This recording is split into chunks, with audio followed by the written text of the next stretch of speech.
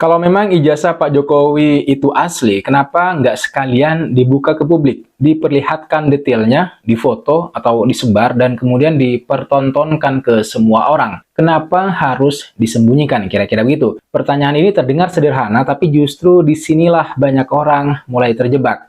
Karena yang sebenarnya sedang terjadi itu bukan soal ijazah, bukan soal pendidikan, tapi soal bagaimana kebencian politik bekerja pelan-pelan untuk kemudian menggerus logika masyarakat. Dan ironisnya semakin Pak Jokowi diam, justru semakin banyak orang yang ingin melihat Pak Jokowi ini jatuh. Disinilah sebenarnya yang menurut saya banyak orang mulai salah paham. Saya menyampaikan ini bukan karena saya antek-anteknya Pak Jokowi, bukan. Saya bukan relawan projo, saya juga bukan buzzer yang disewa untuk membela beliau, bukan. Tapi saya ingin menyampaikan ke kalian sebuah kebenaran logis bahwa tidak dibukanya ijazah Pak Jokowi secara publik ini kan seringkali dipelintir seolah-olah ada sesuatu yang disembunyikan. Seolah-olah jika ijazah itu benar-benar asli, maka satu-satunya cara untuk membuktikannya adalah dengan cara memamerkannya ke ruang publik tanpa batas. Padahal dalam negara hukum kebenaran itu kan tidak bekerja seperti itu. Dokumen pribadi, apalagi dokumen pendidikan, bukanlah barang konsumsi publik. Ada batas antara transparansi dan privasi, dan batas itu seringkali sengaja dilanggar oleh mereka yang hidup dari fitnah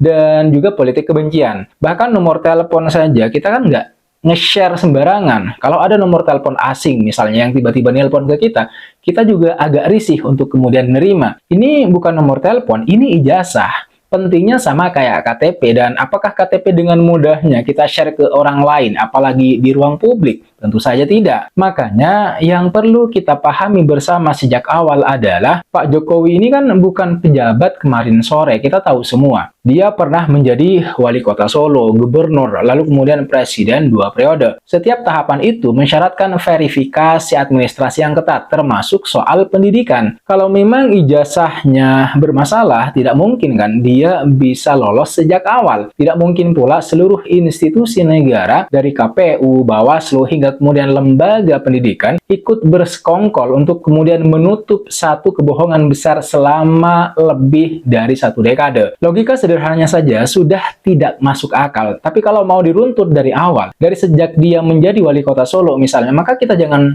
hanya melihat Pak Jokowi, lihat juga partai utama yang mengusung di baliknya. Misalnya kita perlu bertanya, ketika dia mencalonkan diri jadi wali kota Solo, partai apa yang ada di belakang dia? Jika memang Pak Jokowi menyetorkan ijazah palsu saat itu ke KPU, apakah partainya tidak tahu? Makanya saya sampaikan bahwa logika seringkali kalah oleh emosi, dan emosi adalah bahan bakar utama politik kebencian. Isu ijazah ini bukan lagi soal mencari kebenaran, tapi soal membangun sebuah keraguan. Bukan untuk mengkoreksi, tapi untuk merusak reputasi. Karena di era media sosial seperti sekarang, yang paling berbahaya itu bukan kebohongan, tapi kebohongan yang dibungkus dengan kalimat misalnya katanya, diduga, dan perlu diuji. Tidak dibukanya ijazah Pak Jokowi secara publik justru bisa dibaca sebagai sikap defensif yang menurut saya wajar. Bukan defensif karena takut, tapi defensif karena sadar bahwa apapun yang ditampilkan akan tetap dipelintir. Bayangkan jika ijazah itu dipublikasi secara terbuka.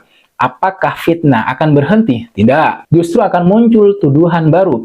Fontnya salah, tanda tangannya berbeda, kertasnya terlalu baru, misalnya warnanya tidak sesuai, capnya kurang miring, dan seterusnya. Orang-orang yang sejak awal tidak berniat percaya akan selalu menemukan alasan untuk tidak percaya. Kalian tentu saja paham kalimat yang mengatakan bahwa betapa kerasnya kalian menjelaskan siapa kalian. Orang yang tidak suka itu bakalan tetap tidak suka. Makanya langit tidak perlu menjelaskan bahwa dia tinggi. Laut tidak perlu juga menjelaskan bahwa dia dalam. Karena siapapun paham, langit memang tinggi, laut memang dalam. Dan hanya orang-orang yang tidak suka saja yang akan mengeluarkan banyak alasan dan juga argumentasi untuk kemudian menguatkan ketidaksukaan atau kebenciannya. Maka oleh sebab itu, masyarakat kita perlu jujur pada diri kita sendiri. Apakah benar kita ingin tahu kebenaran atau sebenarnya hanya ingin melihat Pak Jokowi terus diserang? Karena bagi sebagian kelompok, Pak Jokowi ini bukan lagi sekedar individu, tapi sebuah simbol.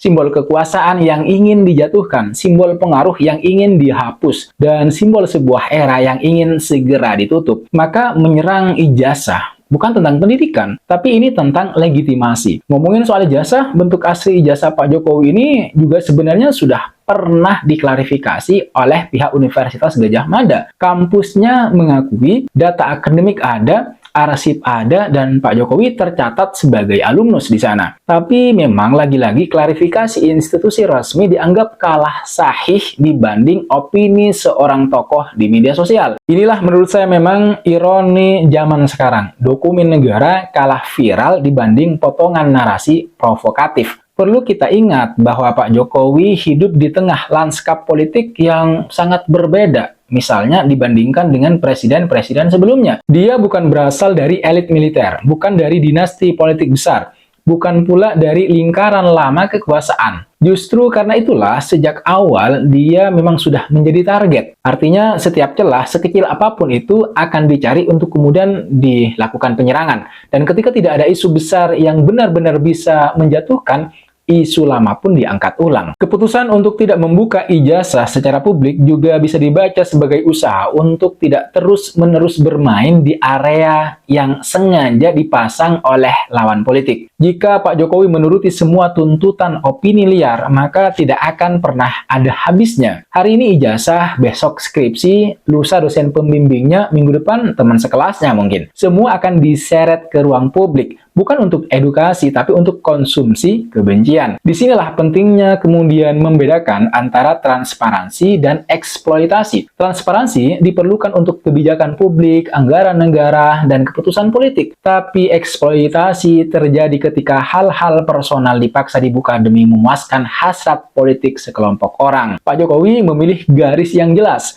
Urusan negara dibuka, urusan pribadi tidak untuk dipolitisasi. Ironisnya, mereka yang paling keras menuntut keterbukaan seringkali tidak pernah puas dengan keterbukaan itu sendiri. Ketika satu tuduhan dijawab, akan muncul tuduhan lain. Ketika satu bukti ditunjukkan, akan ada tudingan rekayasa. Ini bukan lagi debat sehat, tapi siklus fitnah yang disengaja. Kita juga harus jujur melihat konteks yang lebih besar. Isu ijazah ini menguat setiap kali Pak Jokowi dianggap masih punya pengaruh politik. Ketika dia masih didengar, masih diperhitungkan, dan masih menjadi faktor penting dalam peta kekuasaan nasional.